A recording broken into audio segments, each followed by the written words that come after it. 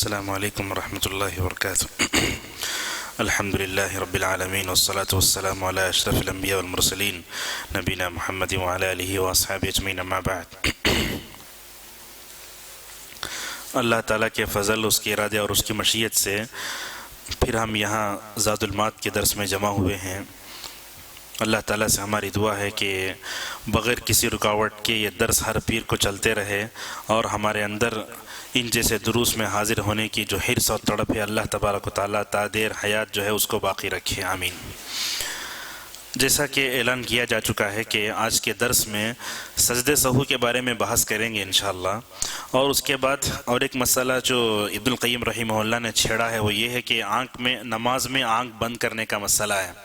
تو یہ سجدہ سہو کا جو مسئلہ ہے اس میں داخل ہونے سے پہلے ایک چیز کی طرف اشارہ کرنا ضروری سمجھیں گے کہ سجدہ سہو کی جو احکام ہیں یا اس کے بارے میں جو باتیں ہیں، ہو سکتا ہے وہ چیزیں عوام کو سمجھ میں نہ آئیں۔ اس میں کچھ چیزیں ایسی ہیں جو ائمہ کے لیے لائق اور زیبا ہیں، کچھ چیزیں ایسی ہیں جو عوام کے درجے کے لحاظ لائق نہیں ہیں، تو لہٰذا سجدہ سہو کا طریقہ کیا ہوگا ہم اس کی طرف اشارہ نہیں کریں گے۔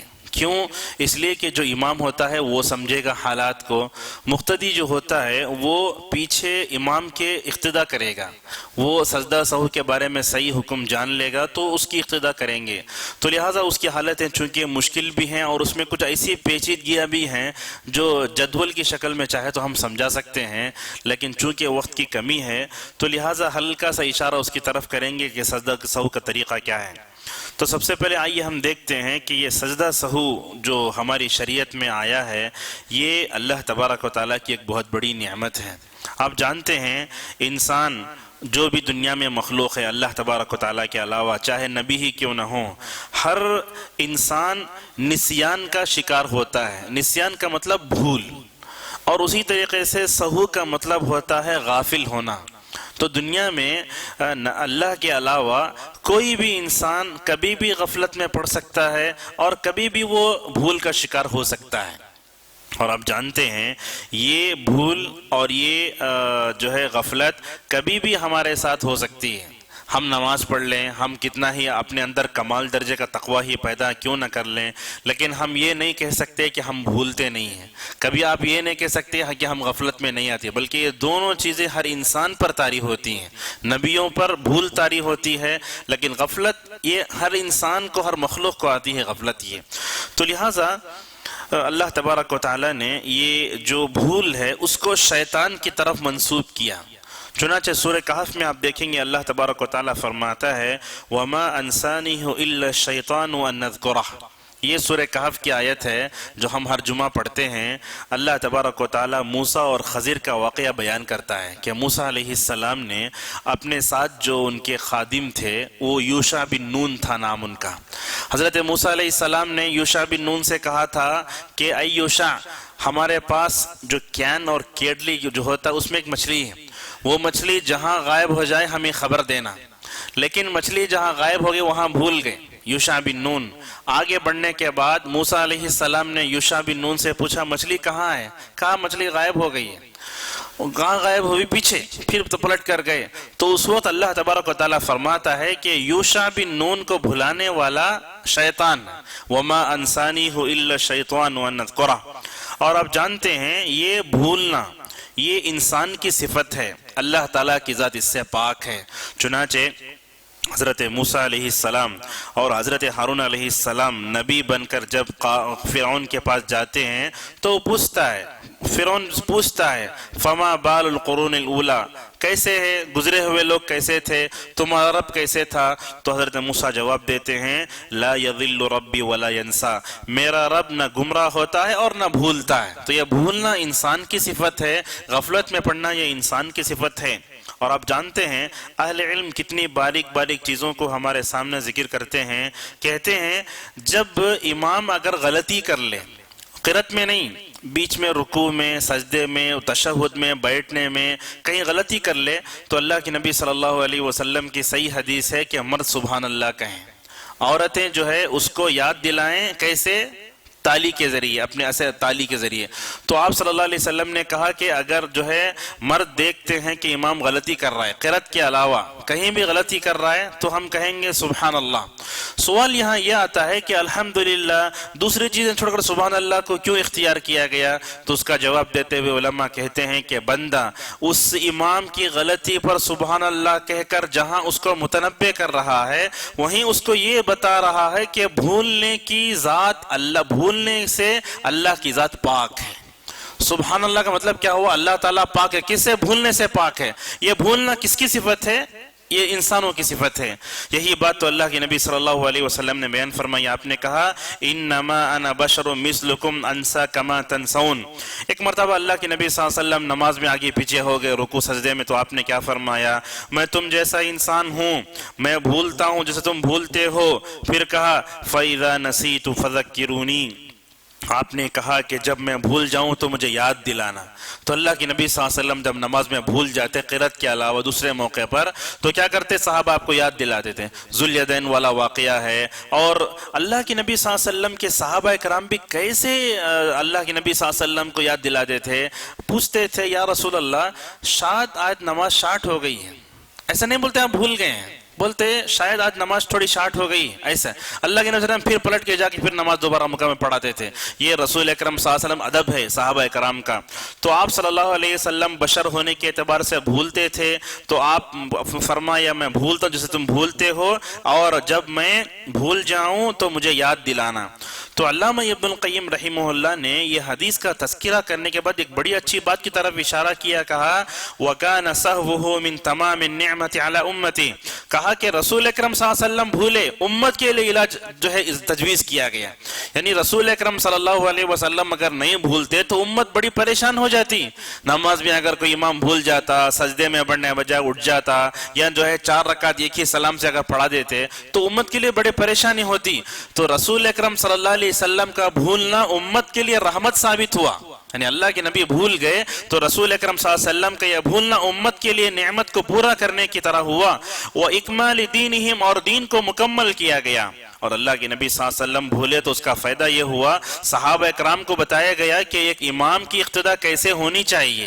اللہ کے نبی صلی اللہ علیہ وسلم بحیثیت امام نماز پڑھا رہے ہیں، پیچھے صحابہ اکرام نماز پڑھ رہے ہیں، اللہ کے نبی بھولے تو امت کے لیے ایک نعمت ہوئی، دین مکمل ہوا، اور مقتدیوں کو معلوم ہوا کہ کیسے امام کی اقتداء کرنی چاہیے۔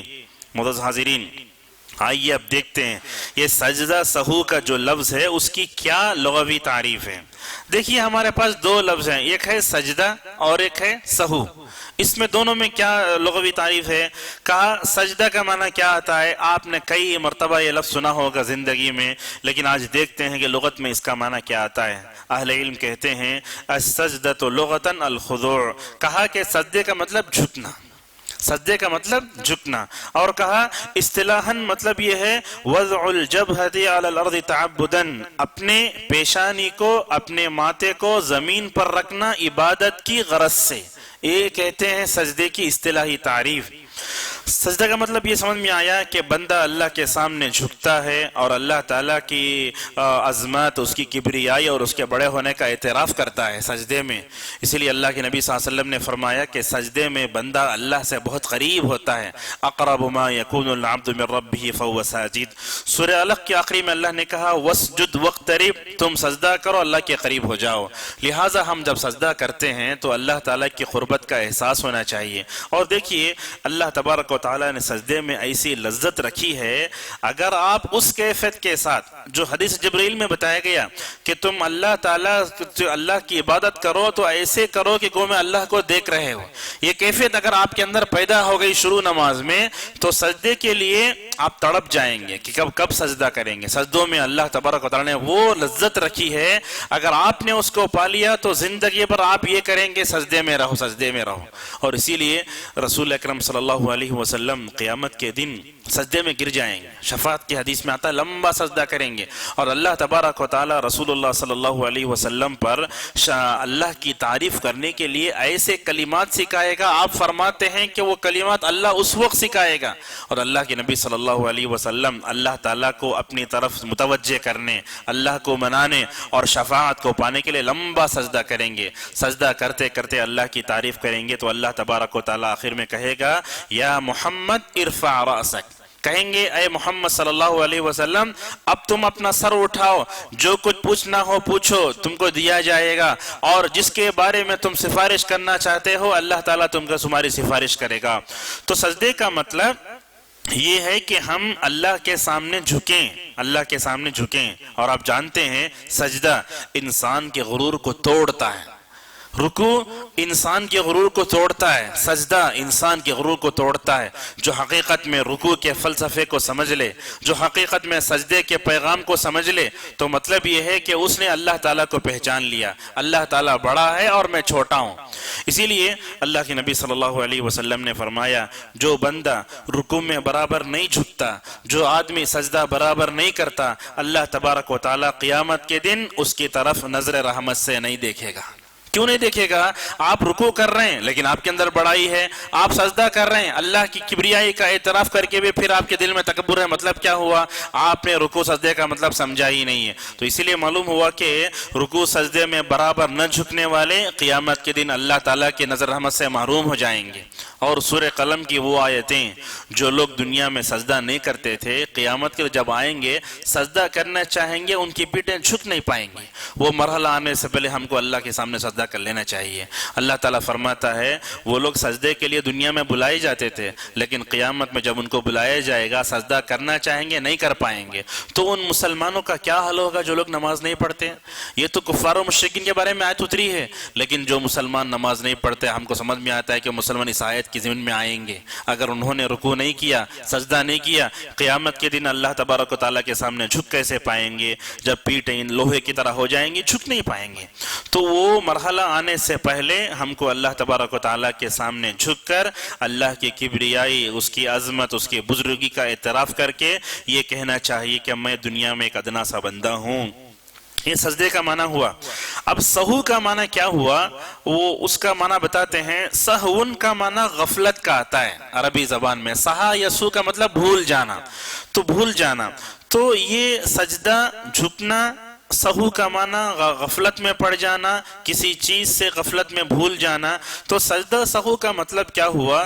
علماء اس کی تعریف کرتے ہوئے کہتے ہیں فَالسَّهْوُ هُوَ خَلَلٌ يُوقِعُهُ الْمُصَلِّي فِي صَلَاتِهِ سَوَاءً كَانَ عَمَدًا أَوْ نِسْيَانًا وَيَكُونُ السُّجُودُ جَبْرًا لِذَلِكَ. کہا سہون کا مطلب نماز میں انسان خلل پیدا کرے. نماز میں خلل کیسا پیدا کرے؟ اللہ کے نبی صلی اللہ علیہ وسلم نے کیسے نماز پڑھنے کا حکم دیا ویسے نماز پڑھو، لیکن اگر آپ نے اس میں کوئی ایسا کام کیا جس کی وجہ سے نماز کے خشوع خضوع میں خلل پیدا ہو رہا ہو، ایسی صورت میں 2 سجدے کر کے اس خلل کو پورا کیا جاتا ہے. نماز میں پیدا ہونے والی جو غلطی، نماز میں پیدا ہونے والا وہ خلل جو پیدا ہوتا ہے، اس خلل کی تلافی کے لیے اس خلل کو دوبارہ دور کرنے کے لیے 2 سجدے کرتے ہیں تاکہ ہم نماز میں جو ہے مکمل طور پر اللہ تبارک و تعالیٰ کی جو ہے ثواب کے مستحق ہو جائیں. سجدہ سہو کیا ہوتا ہے؟ ابن عثیمین رحمہ اللہ نے کہا سجدہ سہو کا مطلب یہ ہوتا ہے کہ بندہ 2 سجدے کرے. سجدہ سہو کا مطلب ہمیشہ یہ رکھیے سجدہ سہو ایک نہیں ہوتا، 2 ہوتے ہیں، چاہے وہ جہری نماز میں ہو یا سری نماز میں ہو، 2 سجدے ہوتے ہیں.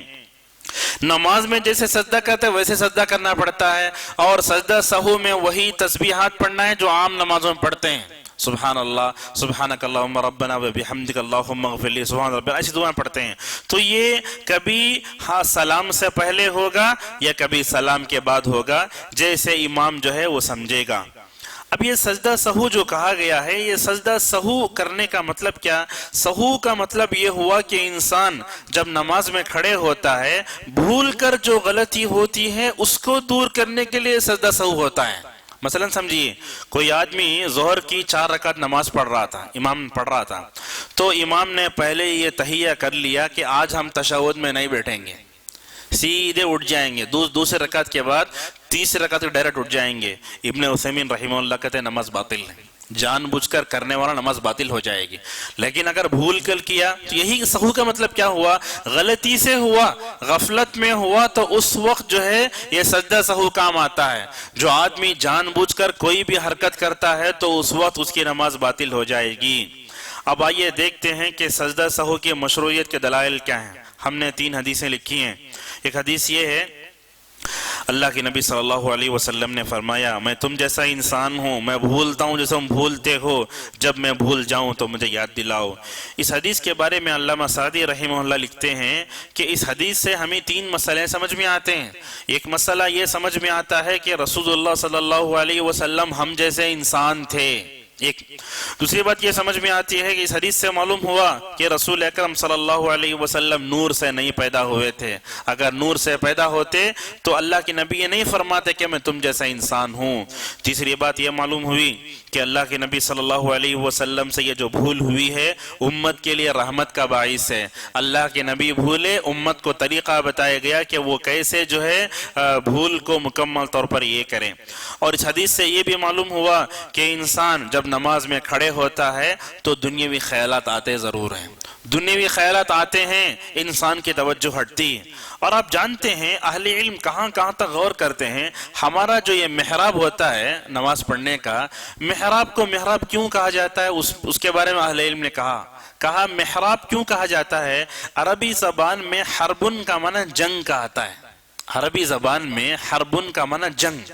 سفیان ابن حرب، الحرب قرآن میں خود جو ہے کئی جگہ استعمال ہوا. حربن کا معنی عربی زبان میں جنگ کا آتا ہے. تو گویا اللہ تبارک و تعالیٰ کے سامنے کھڑے ہو کر بندہ اپنی نفسانی خواہشات سے جہاد کرتا ہے، اپنی نفسانی خواہشات سے جنگ کرتا ہے وہاں کھڑے ہو کر. اسی لیے اس کو محراب کہا گیا کہ بندہ وہاں کھڑے ہو کر دنیاوی خیالات، دوسروں کی محبت سب آئے تو بندہ اس سے جہاد کر کے اللہ کی محبت، اللہ کی طرف توجہ مکمل طور پر پھیرے. اسی لیے اس کو محراب کہا گیا ہے. اسی طریقے سے سجدہ سہو کی مشروعیت کے دلائل میں اور ایک دلیل یہ ہے، صحیح بخاری اور صحیح مسلم میں حضرت ابو رضی اللہ عنہ روایت کرتے ہیں، انہوں نے کہا صلی النبی صلی اللہ علیہ وسلم الظہر رکعتین، اللہ کی نبی صلی اللہ علیہ وسلم نے ظہر کی 2 رکعت نماز پڑھائی. تو آپ صلی اللہ علیہ وسلم سے کہا گیا فقیل صلیت رکعتین، کہا کہ آپ نے 2 رکعت نماز پڑھی ہے. تو اللہ کی نبی صلی اللہ علیہ وسلم نے اس موقع پر 2 رکعتیں اور پڑھائیں. پھر آپ نے سلام پھیرا، پھر سجدہ کیا. یہ بخاری مسلم کی روایت ہے. اور اسی طریقے سے اللہ کے نبی صلی اللہ علیہ وسلم کے بارے میں آتا ہے کہ آپ صلی اللہ علیہ وسلم نے ایک موقع پر نماز پڑھائی تو حدیث کے راوی ابراہیم کہتے ہیں اللہ کی نبی صلی اللہ علیہ وسلم نے کم پڑھائی زیادہ پڑھائی سمجھ میں نہیں آیا. تو صحابہ نے جب اللہ کی نبی صلی اللہ علیہ وسلم سلام پھیر چکے تھے تو کہا احدث فی الصلاۃ شیء، جا کر صحابہ بڑے ادب سے کہنے لگے کہ کیا نماز میں کوئی نئی چیز آج ہو گئی؟ آج ہم دیکھتے ہیں امام کبھی غلطی کرتا ہے تو مسجد کے ذمہ دار اس کو ایسے انداز سے لوگوں کے سامنے ٹارچر کرتے ہیں کہ وہ دوبارہ مصلی پر نہ جائے. یہ سب غلطی ہے. جیسے مسجد کا ذمہ دار انسان ہے ویسے وہ بھی انسان ہے جو نماز پڑھا رہا ہے. تو ایسے مجموعے کے سامنے اس سے یہ کہنا کہ مولوی صاحب تمہیں کہاں خیال کر نماز پڑھاتے ہیں، یہ غلط ہے. اب یہ بتائیے کہ وہ مسجد کا جو ذمہ دار نماز پڑھ رہا ہے وہ اپنی نماز میں کہاں تک کامیاب ہے؟ یہ سوال پیدا ہوتا ہے. لہٰذا ہم یہ کہیں گے کہ اگر امام سے غلطی ہو جائے تو پورے مجمع کے سامنے اس سے بات کرنے کا طریقہ ہوتا ہے. آپ اٹھیں اور کان میں جا کر کہیں شاید آپ نے ایک سجدہ چھوڑ دیا، شاید آپ نے رکوع چھوڑ دیا، شاید آپ تشہد میں بیٹھنا بھول گئے. ایسے الفاظ میں آپ اس کو توجہ دلائیں کہ وہ اپنی غلطی مان جائے اور شرعی جو اس کا حل ہے وہ فوراً کر لے. اس طریقے کے بجائے پورے مسجد میں ہنگامہ کرنا، جہالت کرنا، ہم یہ سمجھتے ہیں یہ سب جو ہے اسلام اور اس شریعت سے ناواقفیت کا نتیجہ ہے. تو ایک ہی اللہ کے نبی صلی اللہ علیہ وسلم سے صحابہ کیسے ادب سے کہہ رہے ہیں احدث فی الصلاۃ شیء، کہا یا رسول اللہ آج نماز میں کچھ ہوا ہے. یہ نہیں کہا کہ آپ نے 5 رکعت پڑھا دی، یہ نہیں کہا کہ آپ نے 3 پڑھا دی، کہا نہیں نماز میں کیا ہوا ہے. جسے موٹی زبان میں اگر کہیں نماز میں کچھ ہوا ہے. تو آپ صلی اللہ علیہ وسلم نے کہا قال ذاک، کہا بتاؤ کیا ہوا.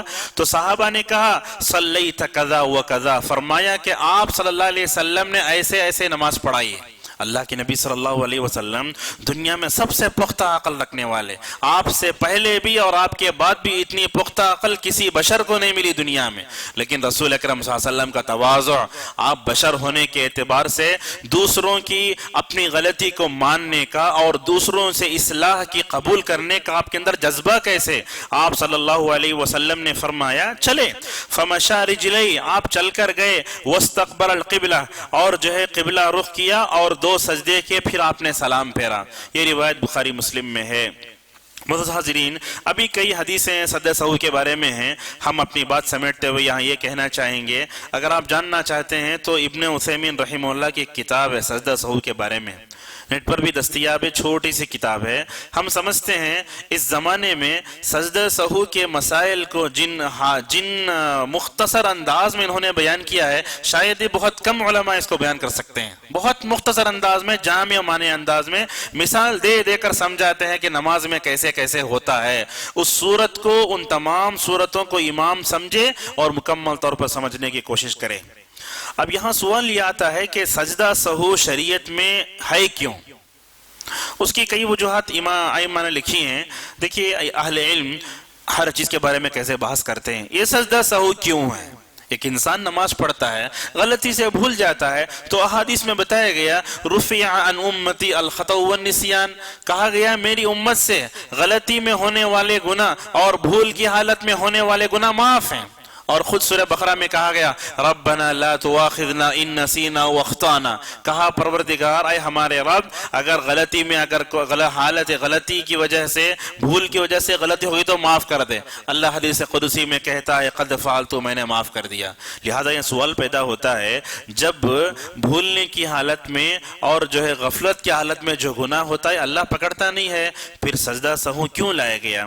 اس کی 7 وجوہات یہاں ہم نے بیان کی ہیں۔ پہلی وجہ، سجدہ سہو شریعت میں ہونے کی سب سے پہلی وجہ یہ ہے کہ یہ سجدہ سہو شیطان کے منہ پر تماچا ہے۔ شیطان کیا کیا؟ حالت نماز میں آیا، بندے کو رحمان کی طرف سے توجہ پھیرنے کے لیے آیا، لیکن ہوا کیا؟ 2 سجدہ سہو کر کے بندہ شیطان کا منہ کالا کر کے اللہ کے قریب ہو رہا ہے۔ کیسی حکمت ہے سجدہ سہو میں؟ تو یہ سجدہ سہو جب کرتا ہے شیطان کو یہ ذلیل کرتا ہے۔ یعنی شیطان کیوں آیا تھا؟ تاکہ بندے کی توجہ رحمان کی طرف سے پھیر کر مکمل طور پر اس کی نماز کو تباہ و برباد کر دے۔ لیکن یہ کیا کر رہا ہے؟ 2 سجدے کر کے شیطان کو ذلت و رسوا کر کے اللہ تعالیٰ کے مکمل طور پر قریب ہو رہا ہے۔ اسی لیے آپ جانتے ہیں اللہ کے نبی صلی اللہ علیہ وسلم نے فرمایا، جب لوگ عرفہ میں جمع ہو کر اللہ تعالیٰ کے دربار میں استغفار کرتے ہیں، اس دن وہ بہت نادم ہوتا، بڑا پریشان ہو جاتا ہے۔ بعض روایتوں میں آیا کہ وہ مکھی کی طرح چھوٹا ہو جاتا ہے۔ کیوں؟ اس لیے کہ توحید اس کے لیے بہت بھاری ہے، بندے جب استغفار کرتے ہیں اس کو برا لگتا ہے۔ تو شیطان یہ چاہتا ہے کہ اس بندوں کو، رحمان کے ان بندوں کو غلطیوں میں ڈال کر کے رحمان کی طرف سے پھیر دیا جائے۔ لیکن رسول اللہ صلی اللہ علیہ وسلم نے سجدہ سہو کر کے امت کو یہ بتایا کہ سجدہ سہو یہ اصل میں شیطان کو ذلیل کرنا ہے، ایک پہلی حکمت۔ اور اسی طریقے سے دوسری حکمت بیان کرتے ہوئے کہتے ہیں اہل علم کہ سجدہ سہو کیوں آیا شریعت میں؟ جو کمی آئی نماز میں اس کو پورا کرنے کے لیے۔ مثلا ایسے ہے 4 رکعت کی نماز پڑھا ہے، نماز ظہر، تشہد میں نہیں بیٹھے، آپ کو 2 سجدہ کرنا ہوگا۔ کیوں؟ یہ 2 سجدے وہ تشہد کے برابر ہیں۔ آپ نے ایک سجدہ چھوڑ دیا، آپ نے جو ہے چھوڑ دیا، تو اس صورت میں تو نماز میں جو نقصان ہوتا ہے اس نقصان کو پورا کرنے کے لیے۔ اور اسی طریقے سے اہل علم یہ بھی لکھتے ہیں کہ سجدہ سہو کی تیسری حکمت یہ ہے کہ اس سے رحمان راضی ہو جاتا ہے۔ کبھی ایسے ہوتا ہے کہ ہم 5 رکعت پڑھ لیے، کیا کرتے ہیں اہل علم نے کہا 1 رکعت پڑھ کے اس کو 6 بنا دیں گے، تو ہوگا کیا؟ 4 رکعت فرض، 2 رکعت سنت۔ شیطان آیا تھا اللہ سے دور کرنے کے لیے، آپ 2 رکعت پڑھ کے اللہ کے اور قریب ہو جا رہے ہیں۔ تو اللہ تعالیٰ کو راضی کرنے کے لیے چیز ہوتی ہے۔ اور اسی طریقے سے چوتھی حکمت بیان کرتے ہوئے اہل علم کہتے ہیں یہ سجدہ سہو اسلام کی خوبیوں میں سے ایک ہے۔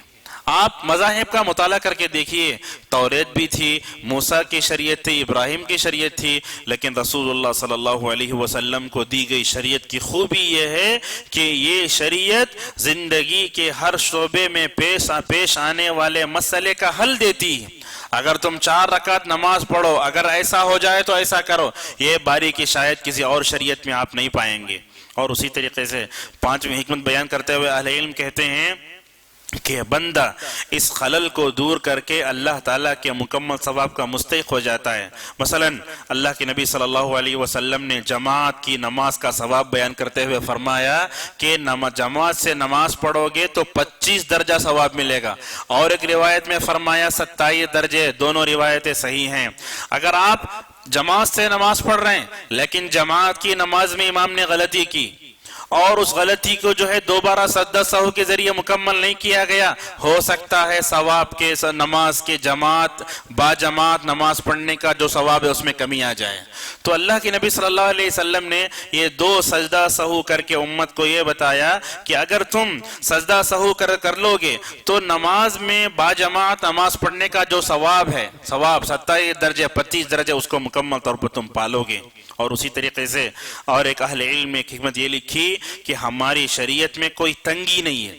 آپ دیکھیں گے ابھی چند دنوں پہلے حضرت ابراہیم کا تذکرہ بہت ہوا ہوگا، یہاں ابراہیم کا تذکرہ ہوا سورہ حج کے آخری میں، وہاں آپ پڑھ کر دیکھیے اللہ تعالیٰ فرماتا ہے وَجَاهِدُوا فِي اللَّهِ حَقَّ جِهَادِهِ هُوَ اجْتَبَاكُمْ وَمَا جَعَلَ عَلَيْكُمْ فِي الدِّينِ مِنْ حَرَجٍ مِلَّةَ أَبِيكُمْ إِبْرَاهِيمَ، کہا اللہ کے راستے میں جہاد کرو، اللہ کے راستے میں انتھک کوشش کرو دین کو سربلند کرنے کے لیے۔ فرمایا وَجَاهِدُوا فِي اللَّهِ حَقَّ جِهَادِهِ هُوَ اجْتَبَاكُمْ، اللہ نے تم کو چن لیا ہے، یعنی یہ امت جو ہے اللہ کی طرف سے منتخب ہے، چنندہ ہے دنیا میں۔ کہا وَمَا جَعَلَ عَلَيْكُمْ فِي الدِّينِ مِنْ حَرَجٍ، اللہ تعالیٰ نے تمہارے دین میں کوئی تنگی نہیں رکھی۔ آپ دیکھیں گے موسیٰ کی شریعت کو، عیسیٰ کی شریعت کو، ابراہیم کی شریعت کو، ان تمام نبیوں کی شریعت میں ہو سکتا ہے تنگی ہو، اللہ یہاں فرماتا ہے کہ اللہ تعالیٰ نے تمہارے دین میں کوئی تنگی نہیں رکھی۔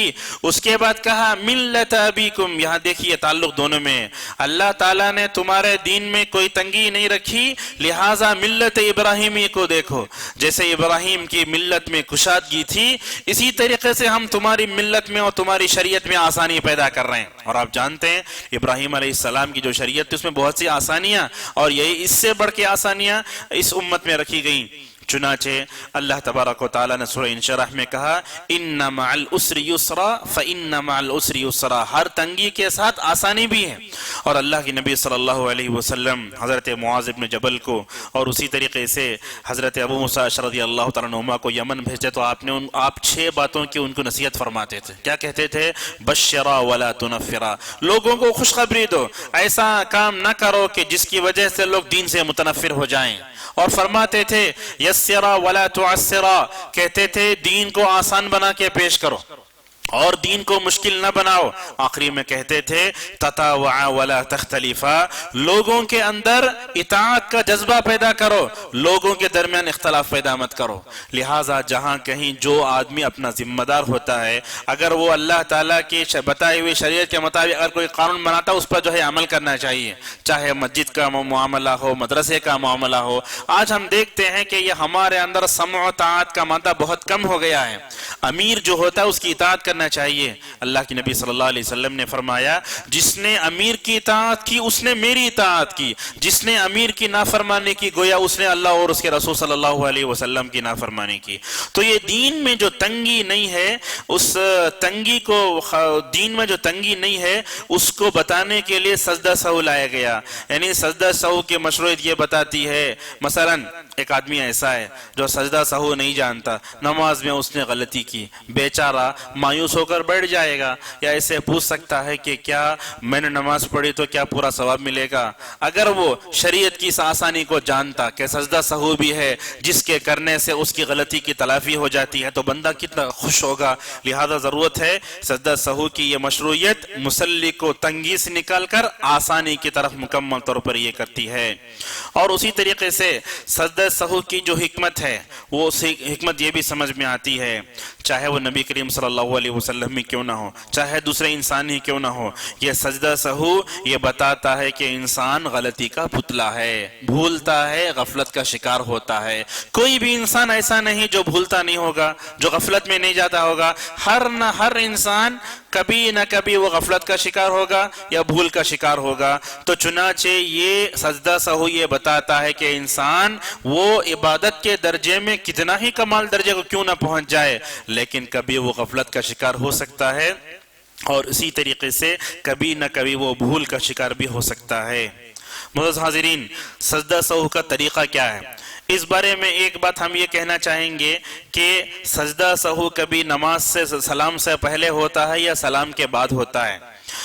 امام احمد رحمہ اللہ اس میں ایک ضابطہ بتاتے ہیں کہ سجدہ سہو کب ہوگا۔ کہتے ہیں نماز میں اگر کمی آ جاتی ہے تو سلام سے پہلے سجدہ کریں گے۔ اگر نماز میں کمی آتی ہے، مثلا کیسے عصر کی نماز 4 رکعت پڑھنا تھا امام کو، اس نے 3 رکعت پڑھائی، اب کیا ہوئی نماز میں کمی ہوئی، تو کیا کرے گا وہ چوتھی رکعت اٹھے گا، 1 رکعت پڑھائے گا اور سلام کرنے پھیرنے سے پہلے سجدہ کرے گا۔ یہ امام احمد رحمہ اللہ ایک اچھا ضابطہ بتاتے ہیں جو ہمیشہ اپنے ذہن میں رکھنا چاہیے۔ اگر نماز میں کمی آتی ہے تو اس کو پورا کر کے سلام پھیرنے سے پہلے سجدہ کریں گے، یہ جو ہے ایک۔ اور اسی طریقے سے کہا اگر نماز میں زیادتی ہوتی ہے، مثلا 5 رکعت پڑھ لی، اللہ کے نبی صلی اللہ علیہ وسلم نے مطلب ظہر کی نماز 5 رکعت پڑھا دی ہے، اس وقت کیا کریں گے؟ آپ صلی اللہ علیہ وسلم نے کیا کیا؟ اس وقت سلام پھیر چکے تھے، تو اس کے بعد آپ صلی اللہ علیہ وسلم نے سلام پھیرنے کے بعد سجدہ فرمایا۔ تو اگر نقص آتا ہے تو سلام سے پہلے سجدہ کریں گے، اگر زیادتی آتی ہے تو سلام کے بعد جو ہے سجدہ کریں گے۔ لیکن یہاں ایک 2-3 باتیں ہم اشارہ کرنا چاہیں گے۔ معاشرے میں جو ہوتی ہے 3 غلطیاں ہوتی ہیں سجدہ سہو کے تعلق سے۔ یہ غلطی یہ ہوتی ہے کہ ہم دیکھتے ہیں امت کے اس طبقے کو جب ان کو سجدہ سہو کرنا ہوتا ہے تو ایک سلام پھیرتے ہیں، اس کی کوئی دلیل نہیں۔ آپ حدیث کی پوری کتابیں اٹھا کر دیکھیے، آپ کو کہیں یہ نہیں ملے گا کہ سجدہ سہو کرنا ہے تو نماز کے باہر ایک سلام پھیر کے فوراً سجدہ کرو، یہ غلطی یہ ہوئی۔ اور اسی طریقے سے دوسری غلطی یہ ہوتی ہے کہ امت کا وہ طبقہ اگر سلام پھیرنے سے پہلے سجدہ کرتا ہے تو کیا کرتے ہیں لوگ؟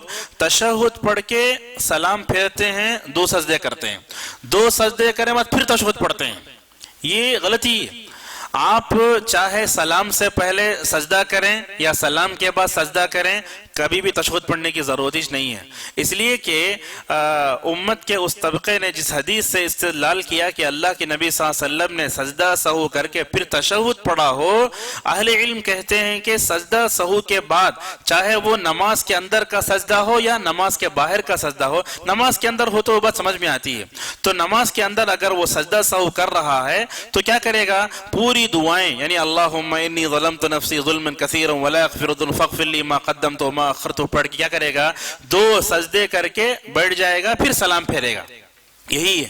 لیکن اگر یہ لوگ کیا کرتے ہیں تقریباً اتحیات پڑھ لیتے ہیں، اس کے بعد درود ابراہیم سے پہلے ایک سلام پھیرتے ہیں، 2 سجدے کرتے ہیں، 2 سجدے میں پھر اٹھتے ہیں، پھر تشہد شروع سے پڑھتے ہیں۔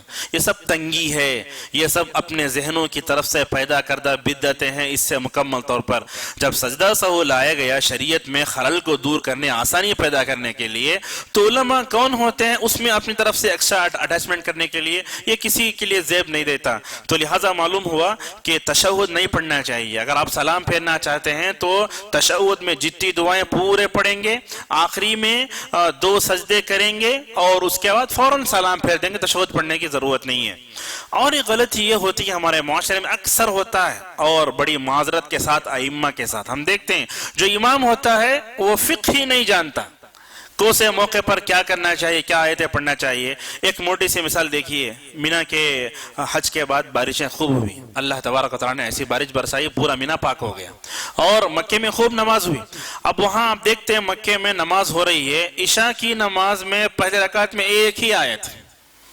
اب یہاں لوگ کہیں گے کہ 3 آیتیں کم از کم پڑھنا چاہیے، کہیں ایسا نہیں ہے، ایک آیت پڑھ کے بھی آپ رکوع کر سکتے ہیں، اور وہ آیت پڑھی تو بھی کیسی، اس کا تعلق بارش سے۔ یعنی اللہ تعالیٰ سورہ شورى میں فرماتا ہے اللہ تعالیٰ بندوں کے اللہ کی رحمت سے مایوس ہونے کے باوجود بھی بارش برساتا ہے. یہ آیت پڑھے اور فوراً رکوع کر دیے. ایسے امام کو ایسے ہونا چاہیے کہ وہ حالات کو دیکھ کر فیصلہ کرے. مثلا سمجھیے شیٹ کی مسجد ہے, زور سے بارش شروع ہو گئی, مثلا آپ نماز پڑھ رہے ہیں, مائک ایسی ہے, امام جو پڑھ رہا کچھ بھی سمجھ میں نہیں آ رہا پیچھے لوگوں کو. اگر آپ لمبی قرات کرتے رہے لوگوں کیا سمجھ میں آئے گا؟ ہو سکتا ہے آپ نے پہلی رکعت میں لمبی قرات کی ہو, لیکن چھت پر پڑھنے والی آواز سے انسان کے دل میں خوف پیدا ہوتا ہے کہ کہیں مسجد گر نہ جائے. ایسے ہو سکتا ہے. ایسے وقت میں اس کو چاہیے امام جب شریعت کے احکام کو جانتا ہوگا قرات کو مختصر کر کے فوراً رکوع کر دینا چاہیے. رسول اکرم صلی اللہ علیہ وسلم یہی تو کرتے تھے. آپ صلی اللہ علیہ وسلم جیسے ہی بچے کی, عورت کی, بچے کی رونے کی آواز فوراً رکوع کر دیتے. آپ نے یہ نہیں فرمایا بچوں کو لے کر مسجد میں نہیں آنا. عورت اگر مسجد سے رک جائے تو اس کا گود میں دین کہاں سے آئے گا؟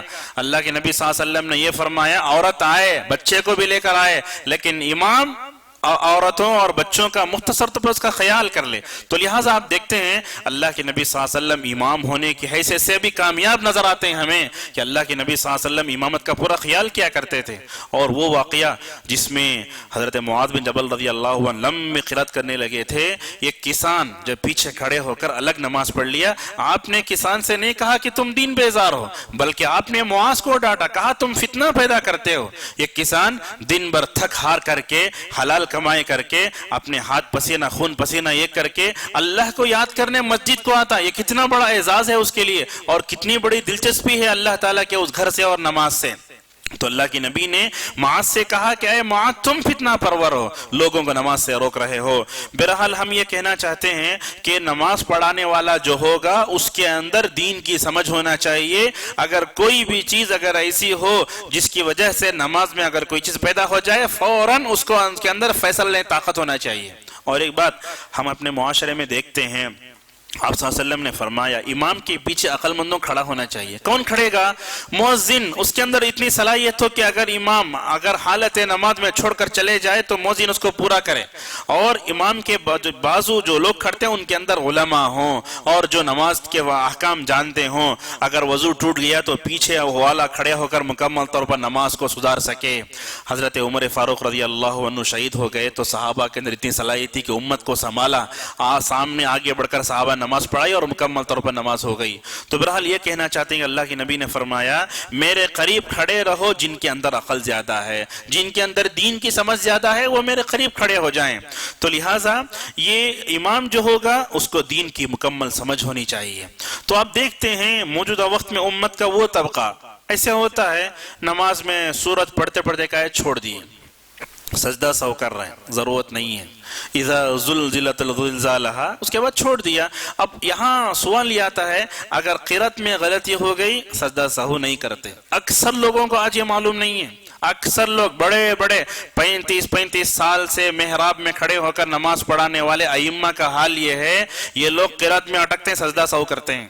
نہیں ہے, قرات میں جب غلطی ہوگی اس میں سجدہ سہو نہیں کریں گے. سجدہ سہو کہاں کریں گے؟ سجدہ سہو جب نماز کے ارکان میں غلطی ہوتی ہے اس وقت کریں گے. اس کی کیا دلیل ہے؟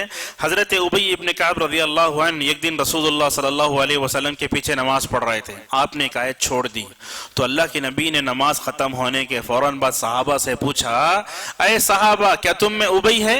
اور ابی ابن کعب قرآن زیادہ جاننے والے, قرآن کا سب سے بہترین حافظ اور قرآن بہترین پڑھنے والے. اللہ کے نبی صلی اللہ علیہ وسلم تو ان کی آواز میں قرآن سننے کو تڑپتے تھے. تو اللہ کے نبی صلی اللہ علیہ وسلم نے کہا ابی تم میں ہیں؟ تو فرمایا ہاں یا رسول اللہ. تو اللہ کے نبی صلی اللہ علیہ وسلم نے ان سے پوچھا اے ابی کیا بات تھی کہ تم نے, میں قرات پڑھ رہا تھا بیچ میں کہا چھوڑ گئی, تم نے کیوں یاد نہیں دلایا؟ تو ابی ابن کعب رضی اللہ عنہ نے ادباً کہا یا رسول اللہ میں سمجھ گیا شاید وہ منسوخ ہو چکی. ادب یہ صحابہ کا. یہاں آپ دیکھتے ہیں اس حدیث میں اللہ کے نبی صلی اللہ علیہ وسلم نے کبھی آیت چھوڑ دی تو اس کا ذکر نہیں کہ آپ نے سجدہ سہو کیا. بتائیے, تو معلوم یہ ہوا کہ نماز کے ارکان میں, نماز کے واجبات میں اگر کوئی خلل پیدا ہوتا ہے تو وہاں سجدہ سہو کیا جاتا ہے. اگر آیات میں غلطی ہوتی ہے تو وہاں سجدہ سہو کرنے کی ضرورت نہیں ہے.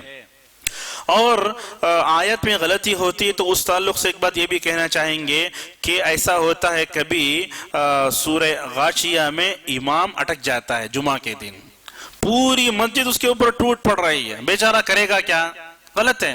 اور اسی طریقے سے رمضان کے موقع پر سورہ یاسین آتی ہے، سورہ واقعہ رحمان آتا ہے، پوری مسجد ٹوٹ پڑتی ہے، اور اس وقت میں اس کے دل کی دھڑکن ایسی تیز ہو جاتی ہے، سارے لوگوں کو چیز یاد ہو رہی ہے۔ تو لہٰذا کہنا چاہیں گے لقمہ دینے کے بارے میں بھی اسلام کا ادب ہے، کبھی سانس ٹوٹتی ہے، کبھی اس کا خوف ہوتا ہے، اور آج کل تو گیس کی شکایت ایسی ہو گئی ہے، کبھی انسان کو تکلیف آتی ہے، کبھی پڑھتے ہوئے انسان یہ ہوتا ہے۔ اور خود عبد الرحمن سدیس حفظہ اللہ ایک دفعہ نماز پڑھا رہے تھے، لوگوں نے کہا ہارٹ فیل ہو گیا ہے، سب واٹس ایپ میں سب ڈال دیا گیا، بعد میں ان کو کھانسی آئی تھی جس وجہ سے وہ کھانسنے کی وجہ سے وہ نماز نہیں پڑھا سکے تھے۔ تو بہرحال ایسے واقعات بہت پیش آتے ہیں۔ ہم یہ کہنا چاہیں گے کہ امام ہم جیسا انسان ہوتا ہے، اگر وہ غلطی کرے اچھے سے اس کو سمجھاؤ، اور اسی طریقے سے امام خود ایسا رہے کہ کوئی اس کو حرکت کو دیکھ کر یہ نہ کہے کہ تم برابر نہیں ہو اور تم اس لائق نہیں ہو۔ تو لہٰذا لقمہ دیتے ہوئے مکمل طور پر لحاظ رکھیں، اور سانس اگر یہ نہیں ہوتی ہے تو اس کو پڑھنے دیں۔ کچھ لوگ تو ایسے تو لقمہ دیتے سورت کے شروع سے دیتے ہیں، ایک صفحہ پڑھ کے چلا گیا پھر لقمہ غلط دیتے ہیں، تو اس طریقے سے غلط لقمہ دینا اور دوسروں کو پریشان کرنا، یہ سب چیزیں غلط طور پر سمجھ میں آتی ہیں۔ اب آئیے آخری چیز جو ہمارے پاس باقی رہ گئی ہے وہ یہ نماز میں آنکھ بند کرنے کا حکم۔ یہ بہت اہم ہے۔ ہم دیکھتے ہیں امت کے اس طبقے کو، کچھ لوگ ایسے ہوتے ہیں اپنی آنکھیں بند کر کے نماز پڑھتے ہیں۔ تو یہاں کیا مسئلہ ہے؟ آنکھ بند کر کے نماز پڑھنا کیسا ہے؟ یہاں سب سے پہلے سوال یہ ہے کہ اللہ کے نبی صلی اللہ علیہ وسلم سے جبرائیل نے پوچھا، اے محمد بتاؤ احسان کا مطلب کیا ہے؟ احسان کا مطلب کیا ہے؟ تو اللہ کے نبی صلی اللہ علیہ وسلم نے تعریف فرمائی، کہا ان تعبد اللہ کأنک تراہ فإن لم تکن تراہ فإنہ یراک۔ کہا احسان کا مطلب عبادت میں یہ ہے کہ اللہ کے سامنے کھڑے ہو، تمہیں اس بات کا احساس ہو کہ تم اللہ کو دیکھ رہے ہو، یعنی اللہ تعالیٰ سے ہم کلامی کر رہے ہو۔ اگر یہ احساس تمہارے اندر ایمانی کمزوری کی وجہ سے پیدا نہیں ہوا تو اس بات کا احساس کرو کہ اللہ تبارک و تعالیٰ تم کو دیکھ رہا ہے، یہ احساس تو ہونا چاہیے۔ لیکن بڑی عجیب بات ہے کہ آج ہمارے نمازوں میں ہمارے نمازیں ان دونوں احساس و شعور سے محروم ہیں، اور اللہ کے نبی نے سچ فرمایا میری امت میں سب سے پہلے خشوع اٹھا لیا جائے گا۔ آج یہ چیز دیکھ رہے ہیں نمازوں میں خشوع خضوع ختم ہے، حتیٰ کہ آپ نے فرمایا حتی لا تری فیہم خاشعا، بتّا کہ تم نمازوں میں ایک خشوع خضوع کرنے والے کو بھی نہیں دیکھو گے۔ آج امت نے کیا کیا ہے؟ خشوع خضوع کا مطلب غلط سمجھ لیا ہے۔ خشوع کا مطلب کیا ہوتا ہے؟ سب سے پہلے دل اللہ کی عظمت کے سامنے جھکنا، یہ خشوع کا مطلب ہے۔ خشوع کا مطلب یہ ہے کہ آپ کے دل میں اللہ کا احترام، اس کی تعظیم ہو اور آپ سنجیدہ طور پر کھڑے ہو جائیں۔ کچھ لوگ کیا سمجھتے ہیں؟ خشوع کا مطلب یہ سمجھتے ہیں کہ پیر سے پیر نہ ملائے جائیں۔ خشوع کا مطلب یہ ہے کہ سجدے میں اپنے دور پینے میں نہ ملائے جائیں، اگر کھجلی ہو تب بھی نہ کھجائیں۔ لوگ یہ سمجھتے ہیں خشوع کا مطلب، اور دونوں پاؤں کے درمیان ایک ہاتھ کا ایک 5 انگلیوں کا ایسا جو ہے گیپ بنا کے کھڑے ہوتے، اس کی کوئی دلیل نہیں ہے۔ تو لہٰذا خشوع کا مطلب حرکت نہ کرنا، یہ خشوع نہیں ہے۔ دل کا اللہ کے سامنے جھکنا اور اس شعور اور اس احساس سے نماز پڑھنا کہ اللہ تعالیٰ کو آپ دیکھ رہے ہیں۔ اسی لیے سلف صالحین نماز پڑھتے ہوئے کہتے تھے جب میں اللہ تعالیٰ کے سامنے کھڑا ہوتا ہوں، ابن ابی حاتم کہتے ہیں جب اللہ کے سامنے میں کھڑا ہوتا ہوں تو میری کیفیت کیا ہوتی ہے؟ کیفیت ایسی ہوتی ہے میں سمجھتا ہوں میرے دائیں جانب جنت ہے، میرے بائیں جانب جہنم ہے اور میرے سامنے پل صراط ہے۔ اس کیفیت سے نماز پڑھو تو نماز میں مزہ آئے گا۔ لہٰذا وہ کیفیتیں نہیں ہیں۔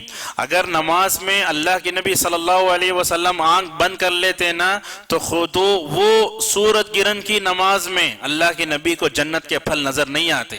اب دیکھیے رسول اللہ صلی اللہ علیہ وسلم ایک مرتبہ نماز پڑھ رہے تھے، آگے بڑے پیچھے ہٹے، صحابہ نے پوچھا رسول اللہ کیا تھا؟ تو اللہ کے نبی صلی اللہ علیہ وسلم نے فرمایا کہ حالت نماز میں مجھے جنت کے میوے دکھائے گئے، میں آگے بڑھا تاکہ اس کو توڑ سکوں۔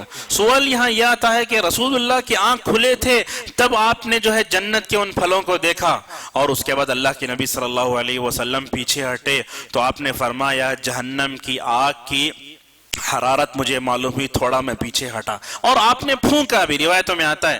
اس سے پہلے زاد المعاد کے درس میں ہم نے یہ بتایا نماز میں پھونکنے کا حکم کیا ہے۔ جب گرمی کی شدت کا احساس ہوا تو اللہ کے نبی صلی اللہ علیہ وسلم نے پھونکا بھی۔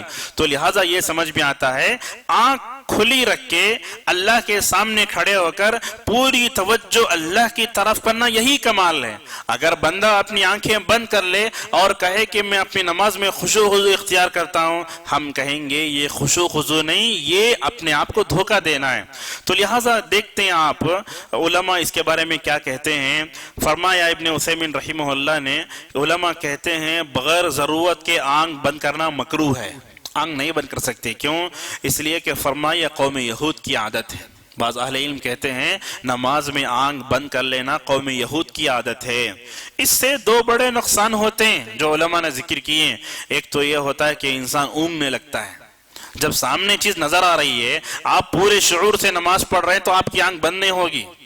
اب مثلا کوئی کھیل کھیل رہے ہیں تو موبائل لے لے تو کیسا دیکھتے ہیں آپ اس کو، ایسا۔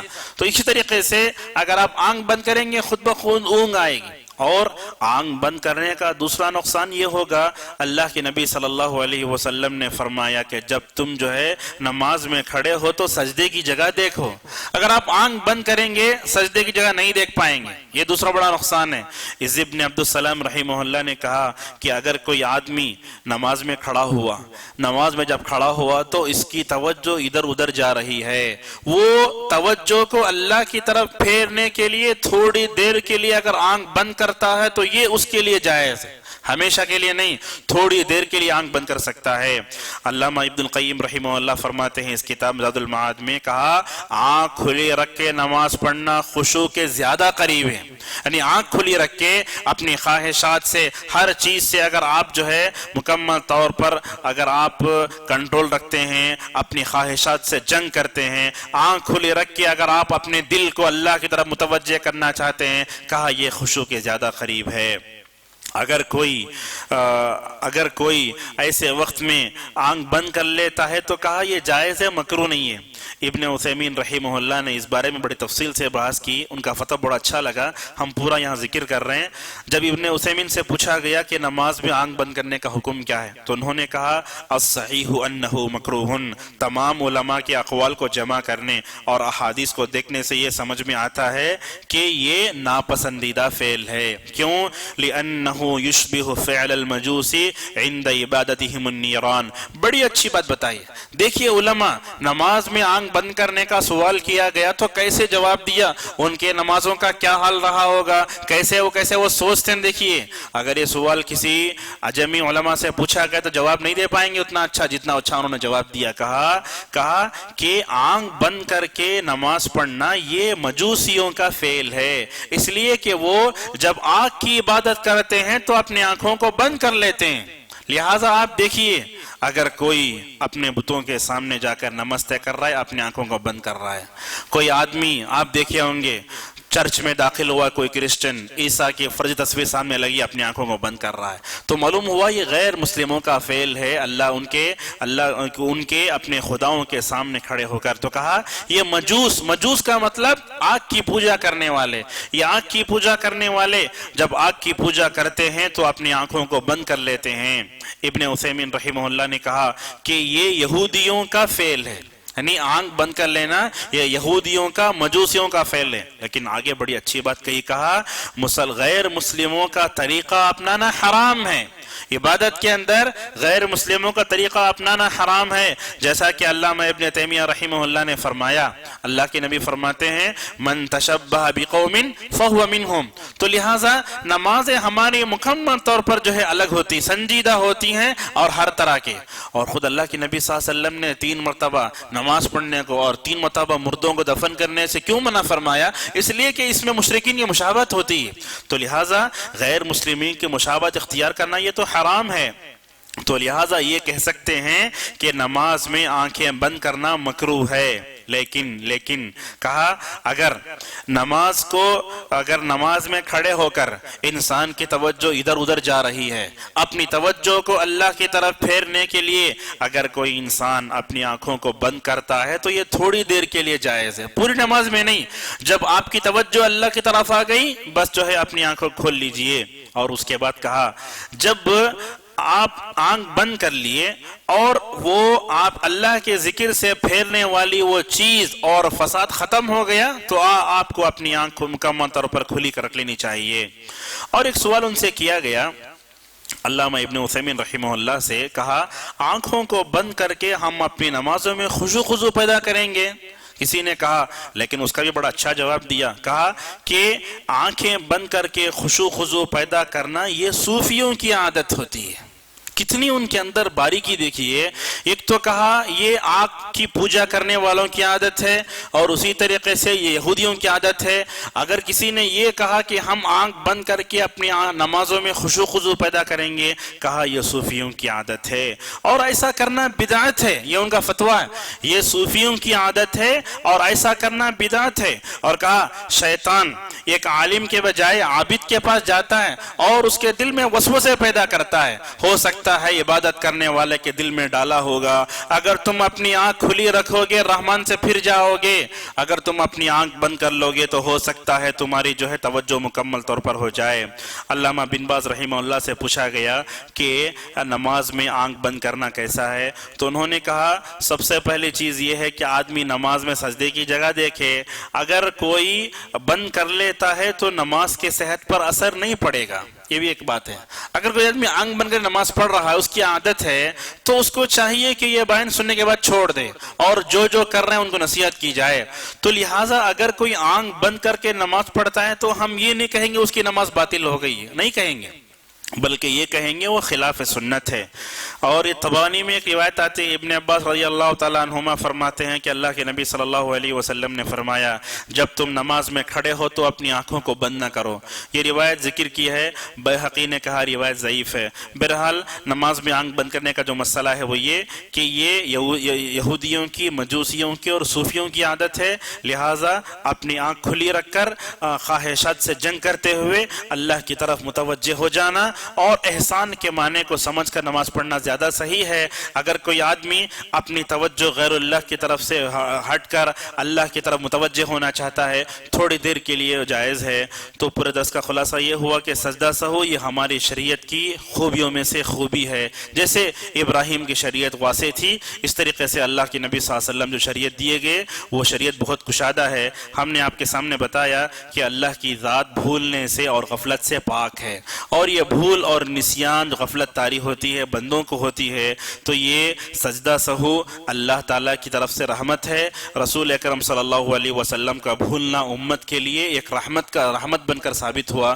ہم نے آپ کے سامنے بتایا سجدہ سہو شریعت اسلامیہ کی خوبیوں میں سے ہے، لہٰذا جو مساجد کے ائمہ ہیں وہ لوگ اس پر غور کریں اور حالات کو سمجھیں کہ نماز سے سلام سے پہلے سجدہ کرنا ہے یا سلام کے بعد سجدہ کرنا ہے۔ اور اسی طریقے سے یہ بتایا گیا کہ قرأت میں غلطی ہو سجدہ سہو نہیں کریں گے، اور اگر ہم نماز کے آخری میں سجدہ سہو کریں گے تو اس وقت سجدہ سہو کرتے ہوئے سلام پھیر دیں گے، اس کے بعد تشہد نہیں پڑھیں گے۔ اور اسی طریقے سے دوسری باتیں بتائی گئی نماز میں آنکھ بند کرنے کے بارے میں جو باتیں بتائی گئی ہیں، اللہ تبارک و تعالیٰ سے ہماری دعا ہے کہ اللہ تعالیٰ ہمیں دین کی صحیح سمجھ عطا فرمائے، اور امت کا جو طبقہ قرآن و حدیث سے دور ہے اللہ تعالیٰ ان کو ہدایت کی دولت سے مالا مال فرمائے۔ وآخر دعوانا ان الحمد للہ رب العالمین۔